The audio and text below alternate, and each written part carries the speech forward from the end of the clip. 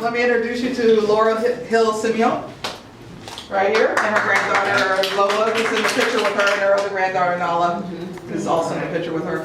Carlota Espinoza. Molly, where are you here? I knew you were here. Yeah. Familiar? That's my last one. Yeah. I'll stay over here. Okay. And Laurel Holloman, who's the mother of these two. And Molly Faulkner, who we were just trying to determine how long we knew each other. I think it's back in '97, something like that. Molly used to be part of the business department at the Ritz-Carlton in Pasadena and took such tremendous care of me. When I was there, I get cookies and champagne in my room.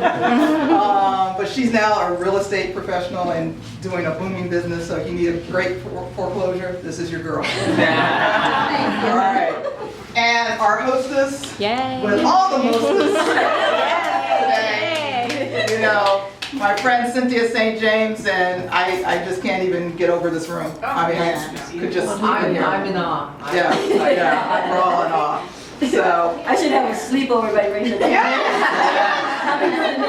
Museum for kids, yeah. And if you guys don't mind, I just wanted you to kind of just share a little bit of your journey from the book, and you know what you what you said to me, and I gotta read what I said to you. okay.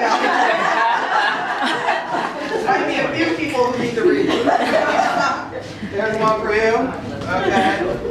Anybody else need to read what I said? The first part. But I'll actually start it off because you know I have a few favorite people in here who aren't able to attend. One of them is this Moroccan comedian I met named Amal, and she's got these ridiculously huge glasses, which you know just frame her face so perfectly. I mean, when you see her, all you see are the glasses. And she said, "I've always felt like I love myself the most when someone was in love with me." Now, who's in touch with that emotion? All right, yeah. And also, the great and wonderful Angela Davis. You know, when I was a kid in 7th grade going to junior high, I wore a Free Angela T-shirt that I made. I took those like those iron-on patches. Right. You got, I cut them up and made letters and put them on one of my dad's white T-shirts. They just look so tacky, but they were at the school. And our principal, Mr. Wilkie, sent me home. And he actually sent me to my grandmother's house because my parents, of course, weren't home during the day. And she had this like crazy old-fashioned sweater I had to wear. I wish I had that sweater today because it's so in vogue. But yeah, that's my Angela Davis story. And I was so thrilled to meet her and have the opportunity to interview her last year. And she said, "Well, you know, I guess I would say I fell in love with myself when I realized that my community was more important than me as an individual. I've come to recognize the absolute importance of community and collective struggle, and nothing I have accomplished, nothing significant, has ever been simply the result of my own skills, my own aspirations. It's always been in the context of a larger community." How true is that? Okay. And I want to pay special tribute to this woman. Her name is Miss Rosa, and she was a patient at the nursing home my dad was in before he passed away. And you know, I met her one day because I'd gone to see him, and she was just sitting out there, and I'm just such a sap, and she had these big puppy dog eyes, and she looked at me and she said, "Today's my birthday." And I go, "Today's your birthday?" She goes, "Today's my birthday." And I said, "Did you have a party or anything?" She's like, "No, but today's my birthday." And I felt like here's this old woman, she's all by herself in this, nursing home, and I said, I gotta do something. So I went down the street to Kroger's. Those of you who are from the East Coast know where Kroger's is. And bought her a cake with some candles and took it back to her, and her eyes just went and she started crying. And she did this thing where she used to always kiss me on my cheeks like 19 times, like, oh, like being at a tennis match.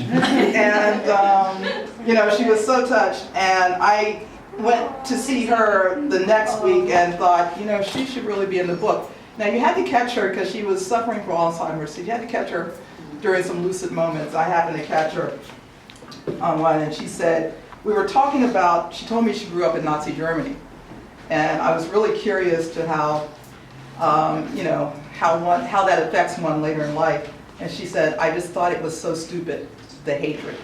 You know, even as a child, I could not understand the hatred. And so she said, everyone around me was so filled with hate, the Nazis, and that was stupid to me. I didn't understand the hate. It didn't feel good.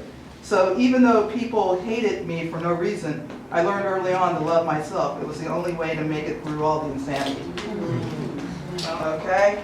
And I'll read one more. Nichelle Nichols, who wasn't able to be here today either. You all remember her from Star Trek, right? Okay, this woman can talk. I think I cut this down from like a page. Okay, can we just get to the part where you're loving yourself? But she said, I fell in love with myself when I was a baby because my father told me I was the most beautiful little black thing he had ever seen. My father was half black and half Welsh, and I believed him because he was married to my black mother.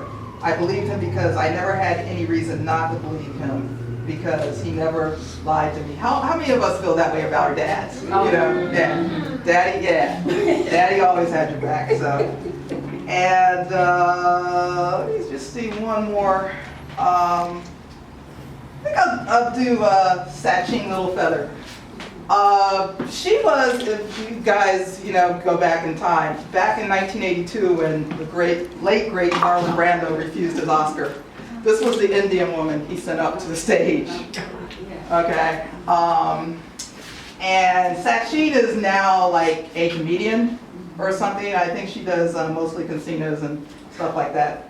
And she said, I found out I had a good sense of humor. I learned how to laugh at myself. I was young, which was a long time ago because I'm having senior moments. Indian people do have great senses of humor. Unfortunately, the dominant society doesn't realize that, but we've been laughing at them for a long time. A person of color has to learn to laugh at the ugly as well as the beautiful. If we didn't, we would not survive. So that's all I'm going to read. I'm going to let them share their journeys. We'll start with the hostess. Oh, good. I get on my glasses and read it. I remember I said all. I remember the little part. Okay. But you have a little. I feel like I'm getting ready to do an audition. Okay. I would say a particular time stands out because it's the most recent. It was about 7 years ago when I decided to start gifting myself. What I gifted myself with was every morning at dawn, I would walk on the beach and say my affirmations and prayers. I decided it's good to gift other people, but you also need to gift yourself. Yeah.